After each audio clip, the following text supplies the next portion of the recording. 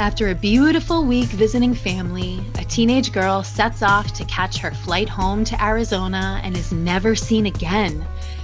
She's supposedly dropped off at the airport, but then a series of puzzling text messages begin to alarm her loved ones as they realize she never gets on her flight. When her suitcase is found discarded in a ditch 2 days later, the investigation swings into action. But the more detectives dig, the less they seem to understand. Without the cooperation of the last person to see her alive, can this case ever be solved? This is the case of the disappearance of Katelin Akens. Listener discretion is advised. Hello, welcome to the Lost Souls of America podcast. I'm your host, Jamie, and joining us tonight is our beautiful producer, Amelia. Hi, Amelia. Hi, Jamie. How are you? I'm well, thank you. How are you? I am well. Thank you very much. I said well this week because whenever I say I'm good, and then you always say I'm well, thank you, I'm always conscious of my poor grammar, like literally every time. And so I purposely said that I'm well this week. That's really great. I'm glad I could make that impact in your life. I'm kind of mad at you for it because I've held on to I'm good for a really long time, like stubbornly. Like I knew that well was the appropriate way to say it. Whatever. Hey, it's Pride Month. It's June. Yay. Yay. Happy Pride, everyone. So we're going to be sharing some statistics. I can't, that's a hard word to say. We sharing some what now? Statistics with you throughout the course of the month about how violence affects the LGBTQ plus community, as well as, some calls to action and some great organizations that you can be on the lookout for. But not so much tonight because I know it's, the first week in June, but we have so much to talk about because we have major case updates. Amelia, you have a case on your heart. I have a homework assignment for everybody. And we have our story, which is an LGBTQ story. So what do you want to start with? Where should we start? Let's start with some updates. Okay. This is major stuff. So Katelin and Crystal from episode 18, they were newlyweds living the camper life in Moab, Utah, when they were brutally gunned down in broad daylight in August of 2021. Authorities were, and of course still are, looking for any camera footage from that area, which could help lead to evidence. Though they say the investigation is still being conducted, it's not over yet. On May 11th, the Grand County Sheriff's Office announced that they'd identified a suspect named, now I'm not 100% sure I'm going to get this right, but Adam Pinkowitz. He actually worked at the same McDonald's as Crystal, though I think they'd only met like in passing a couple of times. But he was allegedly a pretty known homophobe and just a really all-around hateful person. And obviously they were a newlywed gay couple. And I heard that he pretty openly was not okay with that. I guess he allegedly confessed to a friend some time ago that he had killed the girls before he took his own life this past September. So less than a month after their murders, I believe he had taken his own life. So now we're still going to be following along. And if more comes up out of that, we will definitely update you. I think personally that the family deserves a little time to celebrate this, this victory. I guess maybe a small victory or a victory, depends how you want to look at it, and kind of process this next stage of grief. But I will say that there are people, whole communities even online, that are conflicted actually about the sheriff's handling of this investigation, as well as this announcement in general. And some people are maybe even like doubting the legitimacy of Adam as the correct suspect. So we'll see what happens with that. Why are they questioning it? I think people are really questioning the way that the sheriff's department handled the entire investigation, the timing of the way some announcements were made. Dog the Bounty Hunter came in, and then all of a sudden they had this announcement to make, even though it seemed to a lot of people as though they had known about this guy and these confessions for a long time. Even Dog the Bounty Hunter actually says that he's publicly stated that he's not entirely sure that they got it right. Well, yeah, so we're going to have to keep our eye on that, and we will. It'll be interesting to follow. I didn't want to bug Diane, who we interviewed on that episode, though, because I just wanted them to all have a little bit of time to grieve and to kind of process this. I don't want to be one of those like media vultures that's like, what do you think? Give me a statement. Give me a statement. I will say this, though. Sean Paul, who's Kylan's dad, he's already planning and starting his nonprofit in their honor. He's made some very excited announcements recently in some of the Kylan and Crystal Facebook groups. So we will keep you updated on that as it unfolds as well. I don't want to speak incorrectly, and I also want to give them a minute to get all their ducks in a row before I make any announcements, because I think he's really excited and I want to make sure that everything sticks. But I believe it has to do with housing, because they were kind of, they were like living the van life, the camper life. And, I know that it in part had to do with how expensive everything is. So I think they also just really liked that nomadic, gypsy, hippie vibe that they claimed. Mm-hmm. But part of it had to do with finances as well. So I think that's part of his mission going forward with his nonprofit organization in their honor. Nice. Yeah. Okay. And I have another incredible major announcement for you, but I want to tell you that I'm being a little bit careful how I share this. So there are some updates to the Delphi case, which we covered in episode 21, which was about 13 and 14-year-old Abby Williams and Liberty German, who went hiking on a trail in their hometown in Indiana when they were murdered in a manner that was so brutal that the police have actually withheld all of those details from the public. Unfortunately, recently, a search warrant was leaked to a podcast, which revealed some details about the girls' murders and kind of what happened to them, as well as details about the person whose property that the bodies were located on. Now, I don't want to get into that myself and contribute to any more confusion or pain for the families. Amelia and I just talked about it, and we agreed that we're not going to get into all of that right now. But I do want to tell you what Libby's sister, Kelsey, has shared. She says that they can confirm that they do have DNA evidence. And they can also confirm that Libby's phone did communicate with the Anthony Schatz profile, for sure, for a fact.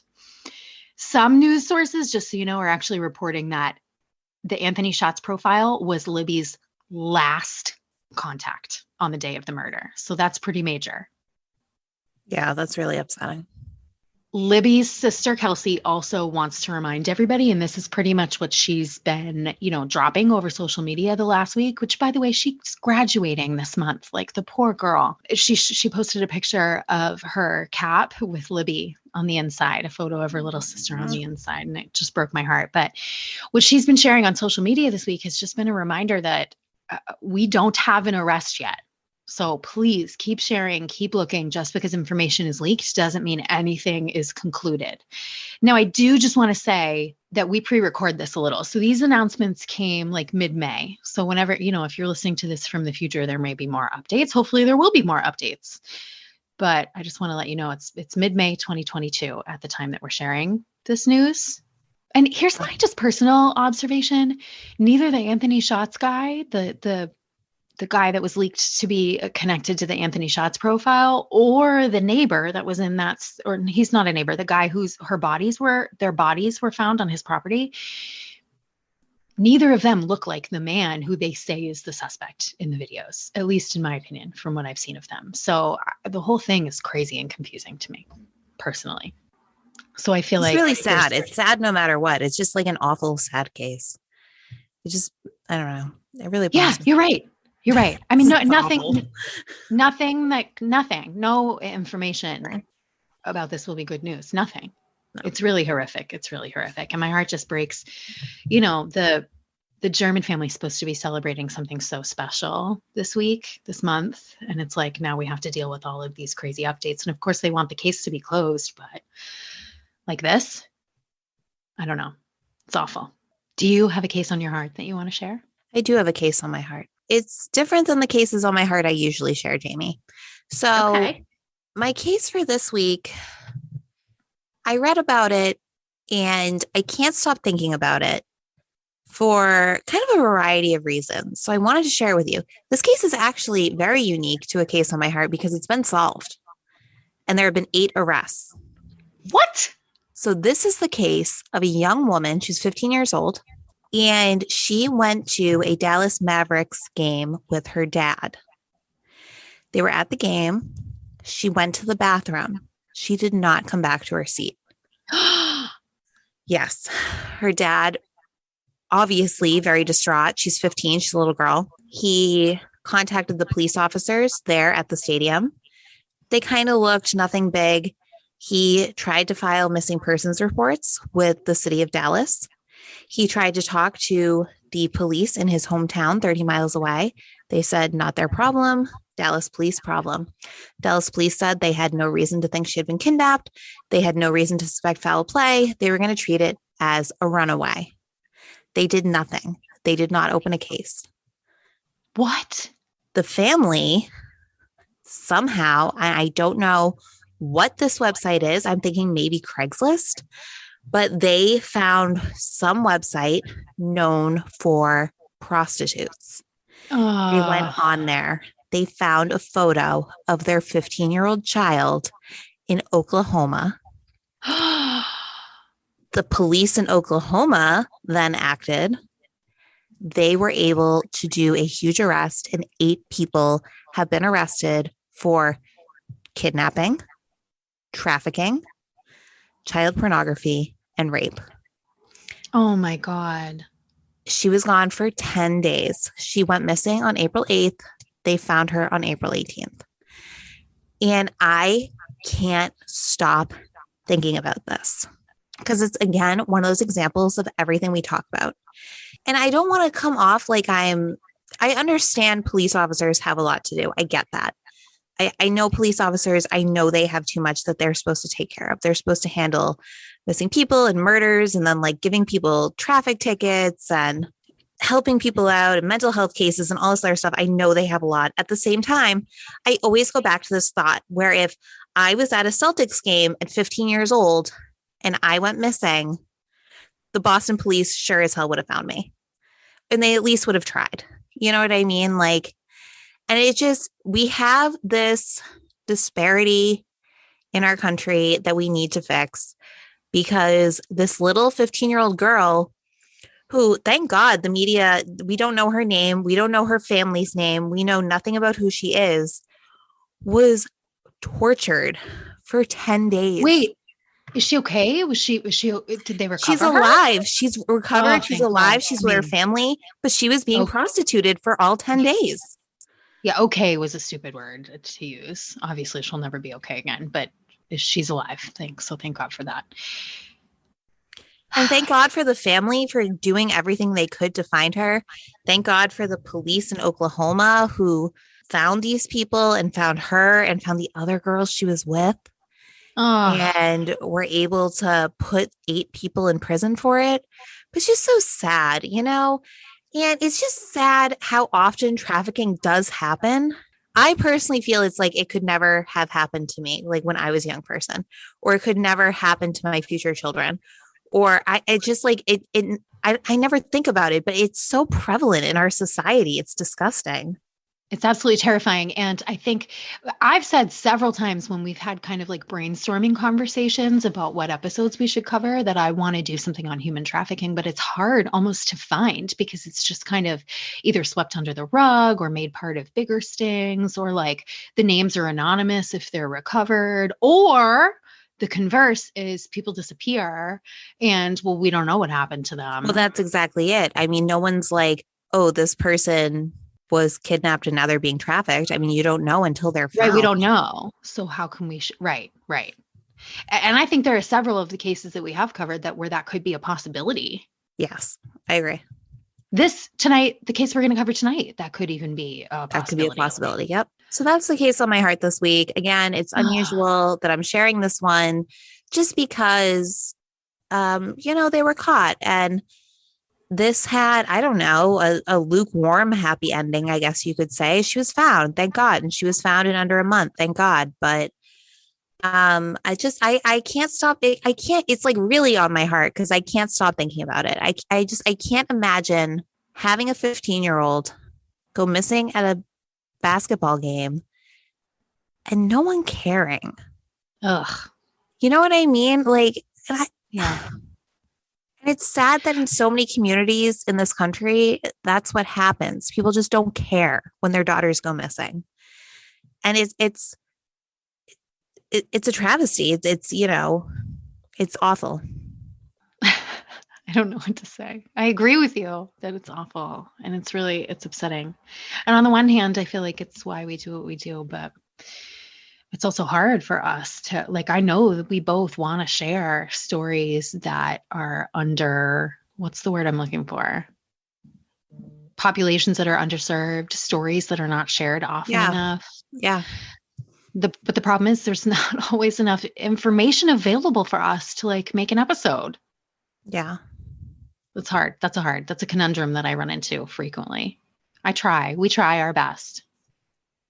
Yeah. It's just sad Which is, because at the end of the day, I mean, it's not really our jobs, but it is the jobs of those, who are hired and who our tax dollars pay for to do that. So, yes, that is true. Our little podcast is not going to be the lone star that makes the difference. It's going to take a lot of reform and people change. And like you always say, Amelia, things are like slowly getting there, but that's what I always say it. And I'm going to say it again right now. We are definitely headed on the right track, but we're still a long way to go. Well, okay. So now it's time for our homework assignment. This, unlike your other calls to action, which we do have an actual valuable call to action at the end of this episode, we'll call this one a bonus assignment. It's optional. I'm obsessed with the staircase. Obsessed. And I won't stop talking. I won't stop talking about it. Okay. So I was obsessed. Yeah. Amelia's like, if you say staircase to me one more time, I keep texting her, but the staircase. Did you watch it yet? No, okay, I haven't. So Amelia. Okay. So this is why we need to have homework, everybody. Yeah. Here's what's going to happen. I'm giving everybody a homework assignment to watch The Staircase because I want to talk about it. I can't take it anymore. I'm boiling over. You're killing me. So here's the thing. I, like a couple of years ago, whenever it came out, I don't remember when it came out, I straight away watched The Staircase docuseries that is on Netflix. I believe it's on Netflix. And it is a documentary series where they follow around this guy named Michael Peterson, whose wife was found dead at the bottom of the stairs. And it follows him over the course of many years, or at least a couple of years, I think, with a documentary crew and his real family while he has his trial for her murder. He obviously claims he didn't do it. The state obviously claims he did. That's why there's a murder trial. There's all kinds of there's crazy theories. And he's just such a wild personality that it's really it drew me in. In fact, I watched it twice because I made my husband watch it with me. And so now cut to a couple of years later on HBO, now they are putting out a new mini series or limited series, I guess it's called. With Colin Firth and Toni Collette and some other people. And they're all spot on. And it's so good. It's so good. It's so good. So you have to watch it, one of them. Are you speaking directly to me or to our listeners? I suppose to our listeners, all of you. I want all of you too. But the reason I'm saying it's our homework is because I want to talk about it. And we might as well talk about it on air where I make Amelia engage in conversation with me. I don't know that I trust her to complete her homework if there's not a deadline. Like we're going to talk about it on this episode. I'll watch it. I'm more likely to watch the docuseries. I really like documentaries. That's my jam. Yeah, I do too. And the reason I really like the one on HBO, I will be honest and tell you that I think it's kind of sensationalized probably. There's some stuff in there that I don't know how they could possibly know if it's true or not. And there's some stuff in there that was not in the docuseries. So it's not on footage. So this is who told them that that's what happened, But all of the actors do a phenomenal job. Like Colin Firth's version of Michael Peterson is almost creepy to me. And I don't know if it's even the way that he looks, but he sounds like him and his mannerisms are so much like him that it's like creepy. There are scenes that are direct from the documentary. And then there are all these scenes that happened like after the documentarians left, or like conversations they had off camera. What happened after there's tons, there's more than one episode, full episode about what happened after the documentary was over. Whoa. So you're going to want to watch wild and crazy stuff. I'll have to watch it. I mentioned to my husband that you had been mentioning it to me a lot. I don't even want to know what you said. I'm offended already. And he's quite familiar with the case. He's like, I was like the case of, I grew up with. So I'll get him to, he usually does not like watching true crime stuff with me. But I think I'll get him to watch this one. Okay. I just, I just have to talk about it with somebody and my husband's sick of me. Okay. Where was I? Okay. So as far as tonight's case goes, Amelia and I had one of our little planning meetings about what cases we were going to cover. And she was like, how about Katelin Akens? And I was like, bam, done. Yes. Let's do it. Because I was already familiar with this story and it had been on my list as well. That's my favorite, when your list and my list meet. Swoop. They collide. I'm making collide motions with my hands. In beautiful harmony. They can't see it, but... They can't, but I could. This case is crazy. And like, I think it's kind of, I think everybody's going to kind of get a feel for like some possibilities about what might have happened. But no matter what you think happened, there's elements to it that just don't make any sense. Agreed. Totally agree. It's crazy. It's bananas. Yes. All right. Are you ready to hear all about the case of the disappearance of Katelin Akens? Yeah, I think we should just dive right in. Katelin Michelle Akens was born September 2nd, 1996, and was raised in Virginia with her sister Gabriella and her mom, Lisa Sullivan. Growing up, Katelin was described as nurturing, adoring little kids, and loving to help others in any way she could. She was unique and had no problem just being herself, a trait her family really loved about her. She was also extremely smart and a quick learner. In fact, Katelin was so bright and hardworking that she doubled up on her coursework and was able to graduate high school at just 16 years old. Katelin's biological father moved out of state when she was just a toddler. And when Katelin was 7 years old, Lisa remarried to a man named James Branton. Katelin's sister says that his relationship with Katelin could be a little rocky while they all lived together, mostly because he was more, strict than Katelin appreciated. But the family says that when her mom and stepdad split up, their relationship actually improved and became much stronger now that he was no longer her disciplinarian. So they all kept in friendly contact, and Lisa eventually remarried again, and all the family relationships seemed to be going really well. One constant in Katelin's life was her best friend, Amber Rios. They had grown up pretty inseparable, and the girls were heartbroken when Amber's family moved to Arizona. But the two friends kept up constant communication, which eventually evolved into something more. When Katelin announced to her family just how in love she and Amber were, the family was more than supportive. In 2014, just after her 18th birthday, Katelin moved to Arizona to live with her best friend, who had become her fiance. Aww. Lisa, I know, isn't that sweet? Yeah. Lisa says that the distance didn't change their closeness as a family unit one bit. Katelin still called and texted multiple times a day for big things, but also for small little conversations like, how do I make pumpkin bread? Gabby says that they typically texted all day, every day. Growing up, Katelin was adventurous and free-spirited, and she was constantly changing her hair, like me, and experimenting with different colors and styles. You were like that too, weren't you, Amelia? Oh, yeah. When I was younger, for sure. Yeah, definitely. Yeah. This hobby had grown into a passion, and Katelin had made a plan to go to cosmetology school. Her first course was scheduled to begin December 7th, 2015, and Katelin needed one final piece of paperwork to make her acceptance official, her high school diploma, which happened to be at her mom's house all the way back in Virginia. Rather than mail it to her, they all decided it was the perfect time for a visit because Caitlin's sister Gabby had just had a baby. And so everyone was absolutely thrilled to have Katelin make the trip home for some newborn nephew snuggles with 2-week-old baby Landon. Aw, I love that name, Landon. I do too. Katelin arrived back home in Springfield, Virginia on December 1st, ready for a whirlwind 4 days of visits with family and friends. She spent most of the time holding her new nephew and enjoying some quality time with Lisa and Gabby. She also did her best to squeeze in some visits with friends. The night before she was scheduled to fly back to Arizona, she'd actually spent the night at a friend's apartment after an evening of beer and board games.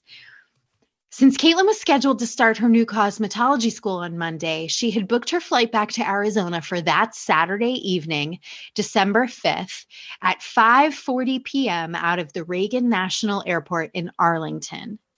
Lisa had to work that day, so they had arranged for Caitlin's former stepfather, James, to take her to the airport. James was happy to oblige, but he had to work in Fredericksburg at 3 p.m., so they agreed that Katelin would arrive at the airport a little bit early and just hang out until her flight later. Lisa dropped Katelin off with James at 9:20 that morning before work, and they had a great chance to catch up at home for a few hours before they made the drive 60 miles out to the airport from Partlow, where James lived.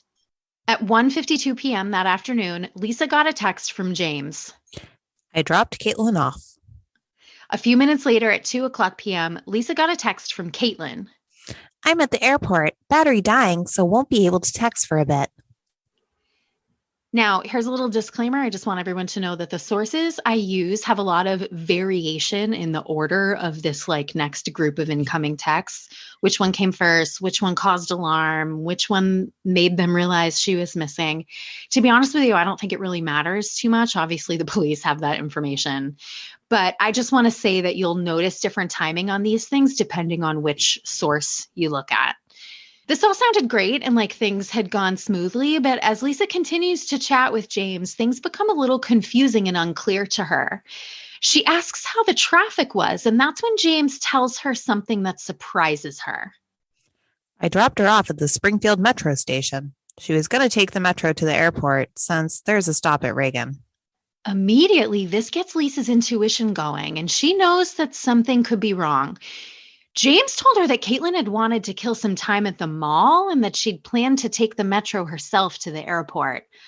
According to Lisa, the mall is not one that Katelin was familiar with, and neither was the metro. She just didn't feel that there was any way at all Katelin would be in a strange new place and then try to navigate an unfamiliar train system with her suitcase. This behavior was all completely out of character for Katelin, and Lisa simply didn't understand what to make of it. Furthermore, she thought it was strange that James would have even complied with this request as the dad figure in her life. You know what I mean? While Lisa was trying to talk herself down from panic, she received another alarming text from Amber Rios in Arizona. Amber had gotten a text from Katelin that she felt confused and upset by, and she wasn't returning her calls. Something came up. I'm not coming back today. I'll let you know when I get a new flight. Won't be able to text for a bit. At this point, Lisa was completely reeling. What is going on? There's no new flight. They called and called Katelin with no response at all. Finally, at 7:15 p.m. that night, came a new round of texts. Lisa's final text from her daughter, Katelin, read, I'm staying with a friend. I need some time alone. Amber's final text from Katelin read, I can't come back. I cheated on you. Fraught with worry, Lisa knew something was very wrong with her daughter and began calling every contact she could think of. They confirmed with the airport that Katelin had never, in fact, made it on the plane, and they attempted to report her as a missing person to the police. She was told initially, guess what? You have to wait 48 hours. Yeah, if she wants to be missing, she can. Reluctantly, sleepless and scared, Lisa carried on searching for her daughter on her own for the weekend and returned to the police station first thing Monday morning. Lisa immediately got the sense that her daughter was being considered just another runaway. But while she was in the middle of filling out her report, a phone call came into the station about a mysterious find in a drainage ditch by a road crew worker. He'd unknowingly discovered the biggest clue.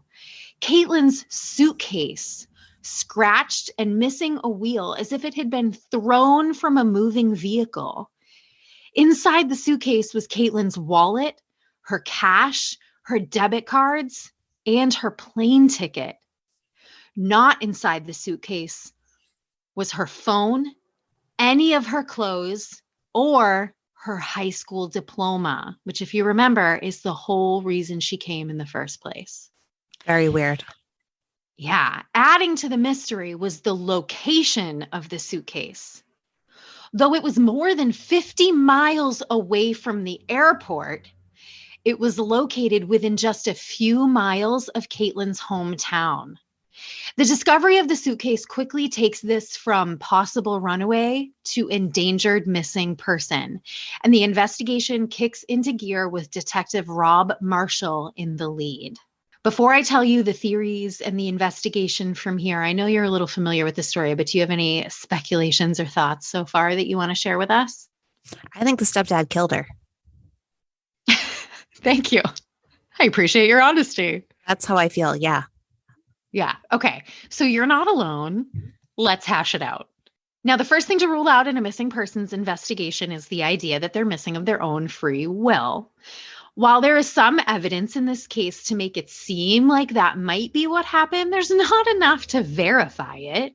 For example, the contents of the suitcase are strange things to take if you were disappearing. The family also insists that she had never run away before, and they just can't fathom that she would do it now, especially not with this new nephew and about to start school.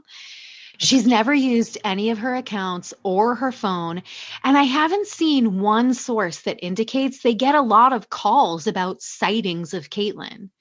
She's currently classified as an endangered missing person, which indicates that the police don't think she left on her free will either, right? And we can assume that they probably have more evidence than we are privy to as the public. Let's talk about these cryptic text messages and her relationship with Amber. According to my sources, Amber didn't feel that there were any signs of trouble in the relationship at all before Katelin left for Virginia. So she felt pretty blindsided by the texts. And as soon as police began to investigate the hours leading up to her disappearance, as they always do, they, of course, interviewed the friends that she had stayed with the night before. They confessed that they did actually all sleep together. That night that they had been playing games had gotten kind of carried away. All three of them, engaged in, a wild night, and they say Like an that it got orgy? carried. Yeah. They had an orgy? A threesome, I think. I think I misspoke when I said four. I think it was only 3 people, but yeah, I think it was a couple that she was visiting. Whoa. Yeah. So they were like, yeah, that's what happened. That's what happened. But they all agreed that it was not something that they ever should have done, that like they all got carried away. They shouldn't have done it. They're not going to do it again. They all agreed it was pretty awkward. And in another interview, Katelin's friend Kevin alleges that she confessed to him the next morning about what happened. And I guess she said that she felt kind of pressured, maybe even sort of forced, I think was the word that she used, to join the couple, and that she felt immense guilt over that decision. Oh. Yeah. So that certainly adds a complication, right? But her family just doesn't think that she'd hide from them to avoid a breakup. And the police actually arranged an intense stakeout just to be sure that she wasn't like hiding away with any of her friends. They watch and they watch and they watch, and there's just no sign of Katelin. There's no sign that she was off cooling off somewhere. So though those circumstances explain why she might have sounded like she was feeling out of sorts, it really didn't seem to fit the rest of the evidence at hand beyond those text messages. And to add to the uneasy feeling that this was giving her family, Lisa is adamant that the text messages simply weren't sent in Katelin's style of texting. Her family says that wasn't her. That's not how she talked. That's not how she texted. It didn't sound like her. I feel like moms have mom bear intuition too. Like from what it says, like as soon as her mom got those texts to begin with, she was like, something's up. Like something does not feel right at all. Immediately with the first text. Right. And I also get the impression that Katelin wouldn't have necessarily hid that from her family, maybe the details, but like she would have told her family if there were problems with Amber. And her mom says in several interviews that I listened to that Katelin knew that she was welcome to come back home anytime. She had an open invitation. If things didn't work out with Amber, her door was always open. She was welcome to come home to the family. It just doesn't make any sense that that was the motive for her disappearance. I mean, I just can't imagine having this, what seems like an almost lifelong relationship with this person. And then being like, oh, I cheated on you and I'm running away and I'm never going to talk to you again. Right. Like, that doesn't make any sense. Right. And even more disturbing, actually, were the cell phone tower pings that the investigators looked at to determine the location of Katelin's phone when she sent those cryptic "I cheated on you" text messages and all the other ones. The results validated all of Lisa's fears because her phone was found to have been pinging all day off towers more than 50 miles from the airport, but less than 5 miles from where her suitcase had been located. Katelin's phone had never left the Fredericksburg area. Katelin's phone had never been to the mall, to the metro, or to the airport. If Katelin's phone never went to the airport or to the mall, if those texts weren't her, that leaves one explanation: foul play. There was a brief window where the rumor mill in Spotsylvania County actually worried that there might be a serial killer among them, because right around the same time period, the body of a young blonde woman was found locally. The body was later identified as 21-year-old Heather Saccone. And some sources indicate that the discovery of the body was thought to perhaps be the body of Katelin Akens. But in an interview by Ashley Flowers for Crime Junkie, Katelin's mom, Lisa, clears up that rumor. And she said that Heather was found first. She actually knew Heather. They worked at the same company. They weren't really close, but they knew each other. They never thought that she was Katelin. But the fear was that, maybe they met the same fate. Maybe initially whoever did that to Heather could have done the same thing to Katelin. Eventually, this theory was ruled out entirely, though, because 2 men have since been convicted of first-degree murder in Heather's death. How do they know that they weren't responsible for Katelin, too? I forget, and I would have to look up all the details for the Heather case, but there was a personal, private motive. I think it had to do with a love triangle. Interesting. I don't know how they know, but I do believe I heard there was a love triangle involved. There's a lot of love triangles in this area. Right? So ruling out all the connections to the Heather Saccone case, the investigators went back to local field and aerial searches. They also, of course, interviewed those closest to her. And given that James was the last person to see Katelin alive, he became the investigators' next logical stop. According to James, he dropped Katelin off at the Springfield Mall with her intending to take the metro to the airport. Initially, he cooperated fully with investigators, and every time he shared his explanation of the events, they say his story stayed consistent. So just to confirm the story of a concerned father, Detective Marshall pulled the security cam footage from inside the mall and the mall parking lot and the metro station and the airport. They combed through hours and hours and hours and hours of footage from multiple cameras. And can you guess what happened, Amelia? Did they not find her anywhere? They didn't find her. They didn't find James. And they didn't find James's car at all anywhere in that vicinity. Ba-da-da. Yeah. So at this point, James was obviously requested to participate in a polygraph test, just, to conclusively rule him out and move on to other options. And he agreed, but his appointment time came and went with no James. And he indicated that on the advice of his lawyer, he would not be participating in a polygraph after all. James told the detectives that he feared that he was being looked at as a suspect, and he ceased all cooperation with the investigation from that moment forward. Amelia, he has not cooperated since, still to this day. I think he did it.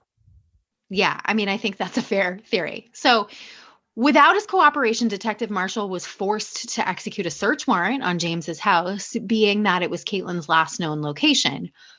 His property was around 10 acres in a rural area near Fredericksburg. They searched the home and land, as well as seized his technology and his vehicles. And no physical evidence was recovered at all that indicated anything suspicious had occurred on his property. However, Lisa is more concerned with the property that James owns that police didn't search, a fact that most sources leave out. But Lisa clears it up in that interview with Ashley Flowers. She says that James owns a second home and piece of land, which his mother lives in. And Detective Marshall has been unable to obtain a search warrant because James doesn't reside there, and it is legally considered a rental property with a tenant. Isn't that frustrating? This whole case is frustrating. As far as the seized technology goes, it's less about what they did find and more about what they couldn't find. Apparently, our friend James here was a complete techie, and everything that he had, including his cell phone, was built and coded personally by him. They were all full of encryptions that he has to this day refused to help unlock. What they didn't need his help to uncover were those cell phone tower pings. And they indicated that James's phone also never pinged anywhere near the airport and actually seemed to be at his home all day long. They were also able to determine that while all of Caitlin's loved ones were frantically calling her, trying to find her on the day that she went missing, James never reached out to her again. Not one concerned call or text. Lisa found this alarming behavior from someone who's supposed to be a loving dad figure, right? Yeah. To add to the mystery of James's whereabouts on the day that Katelin disappeared, you'll remember he told everyone that he had to drop Katelin off early because he had to work at 3 p.m. After he told Lisa that he had dropped Katelin off, he also told Lisa that he went to work. But it turns out that he didn't go to work that day. He was a no call, no show, and he actually never went back to work there again. Like, come on, for real? He actually didn't go back to work anywhere at all for 6 months after Caitlin's disappearance. He just stopped going to work. It just seems so obvious to me that this guy did it, and it just pisses me off how like lazy he's being about it. So you know what I mean? Like he's not even really trying to hide it. He's just being an idiot criminal. And yet we can't find him. There's nothing that anybody can do because despite all of his very odd, and despite all of his very odd behavior, due to the lack of physical evidence, investigators have been unable to label James even an official suspect to this day. They say, if you ask them, they'll say that they want to leave the door open for him to come forward with whatever information he has to clear up the discrepancies within his story. Detective Marshall himself feels that he may simply be covering up for his stepdaughter. Like maybe he helped her. Maybe he's keeping secrets for her. That's what they're saying to get him to try to talk anyway. I will say Caitlin's sister Gabby actually seems to think that there's a strong possibility that James might have helped her meet up with someone that she'd been talking to online, and that person turned out to be the someone evil who hurt her. Caitlin's phone records don't corroborate this theory, but there is an encrypted messaging app on her phone, which, by the way, parents, check your kids' phones because that's what the kids are doing these days. It's like an encrypted messaging app so that you can send messages without it keeping any record of it. So it is possible that she'd been communicating with people online, but if she had been. Could that just be Snapchat? No, I think it's something else, like WhatsApp or something like that. I mean, I suppose, but they didn't label specifically what it was. If she had been communicating with anyone, no one knew then, and we may never know. Lisa doesn't seem to be granting James quite as much grace these days, and she says that he still will not speak to her or to any of the investigators. She believes fervently that her ex-husband holds the key to finding Katelin, that he knows, regardless of what her fate was, that he knows what it is and what happened and where she is. A new billboard has gone up this spring near Caitlin's hometown seeking information on her disappearance. Lisa also hopes that it's going to pull on James's heartstrings to come forward and share what he knows. Regardless, they continue their search to this day, making every effort to spread awareness and find her. Do you have any final thoughts for us, Amelia? No, I have a couple points it. of I have a couple of points of evidence that I want to discuss. Okay. Like in greater detail. These are just my personal opinions. This is not based on any sources. Okay, the suitcase thrown from the moving vehicle. Like, can you even do that while you're driving? Does that mean that somebody helped? Does that mean there's more than one person involved in this? Does that mean that a passenger had to throw it out? Can you throw a suitcase out the window onto the highway while you're driving at high speeds from the driver's side? Through, I should say, the passenger side, out the window. I think it would depend on the suitcase. Like, how big is the suitcase? How heavy is it? It didn't sound like it had much stuff in it. Yeah, I don't know. I don't know. To me, it's like the logistics of it. I guess even if it was like one of those small I saw a picture of it, and it's an actual suitcase. It's not like an overnight, like a tote bag or anything, or like a duffel bag. It's an actual suitcase. Even if it's one of those small, like carry-on suitcases, to me, like to get it into the drainage ditch, you'd have to toss it out the passenger window. You wouldn't just. I mean, I guess it's possible that they just gently put it out and it got hit. Which is that's the other thing I was thinking is, what if you just threw it really, like you parked the car and hucked it out there? I suppose it's possible that it pulled over. Somebody pulled over, but all of the sources I read said that it was beat up, like it looked like it had been thrown. Yeah, but you could still like throw it and it falls down a hill and it breaks its wheel. And that's true. That's true. I guess it depends how deep the drainage ditch is, right? Because it said, the sources I used said thrown from a moving vehicle. But in my mind, if you think the suitcase is thrown from a moving vehicle, like how could the driver do that with nobody in the passenger seat while you're going down the highway? I don't know. It's just a thought. I don't know. Maybe he could have had her throw it. That's true. Forced her to do it. That's a terrible thought. That's a terrible thought. Because when I first initially had that thought, my thought was like, that would confirm the idea that somebody was like trying to disappear on purpose or like go meet somebody or whatever it was. But I don't know. I mean, given the rest of the evidence, it does not seem like she left on her own. No. Here's another thing. Why would you not bring your wallet? Right. If Caitlin's texts weren't from Katelin, it means that it has to mean, right, that whoever sent them either knew or just happened to guess that she cheated on her girlfriend the night before. Okay, what I'm going to say is really gross. And I don't like that I'm going to say it, but I'm going to say it. Half of the internet is filled with stepdad porn. And it just is what it is. And you don't know if she like confided in this guy and he felt a certain way about it. And then one thing led to another. And he tried to like rape her or something. And then he ended up murdering her by accident. And that's what happened. And I know that's it's really disgusting and I hate to say it, but like, we don't know. Yeah. Because like if James had really taken her to meet somebody and like that's the reason why he's being such a shade star is because he's trying to cover up for her. Like, I'm sorry. It's been 7 years, something like that. Yeah, that's what I mean. Come on, come forward. Like, help. You have no soul? Yeah. Aww. Or the other thing is, I mean, you don't know if the person she was talking to online was James. Oh my God. Especially Mr. My phone's super encrypted. Everyone who has super encrypted stuff is always doing shady shit on the internet every time. Right. I literally have nothing to hide. Like anybody is welcome to look through any, like I give my kids my phone all the time. Like I literally, I'm not doing anything inappropriate. I promise. Like, and he would tell her about the app to use too, so that their messaging wouldn't. And she probably would have told her online friend, oh my God, I just cheated. I feel terrible. You're right. Well, yeah. That's a really good theory. I mean, I say good I don't mean good, like as in, you know what I mean? It could happen though. It's a theory that, I mean, it sounds kind of probable. That's a really potential probable theory. I mean, it's bad news. It's not good news, but it sounds like a very probable theory to me. That's really yikes. Do you want to read the call to action tonight? Sure. Katelin Akens was last seen in Springfield, Virginia on December 5th, 2015.